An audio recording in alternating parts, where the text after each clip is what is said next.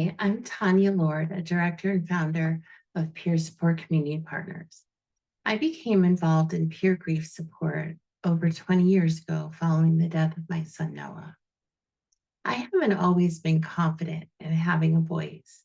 And after his death and the death of other family members, I found my voice in part by writing poetry. When I think about why I do the work that I do, the following poem came to mind. There was a night that threatened to crush me. The world kept turning while mine fell apart.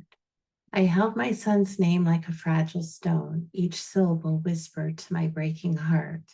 I walked hospital halls where the air hung thick, with questions no mother should bear alone. The files that silenced the cruel what ifs, etched into marrow, carved into bone. There are nights I still wake with my heart in my throat, reaching for one who is no longer there. But I've learned to live with the ghost of that love and to breathe beneath grief's heavy air.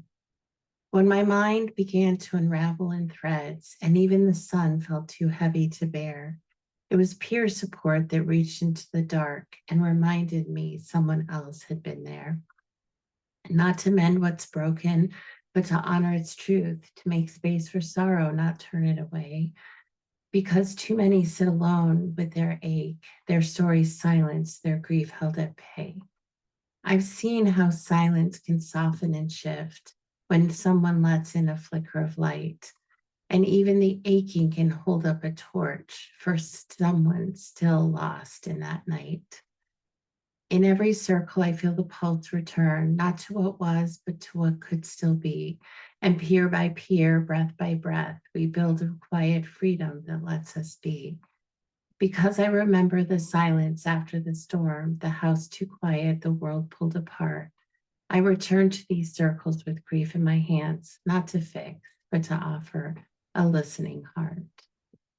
If you're grieving, or your organization is grieving, or you're needing support, please reach out. We're here. You're not alone in your grief.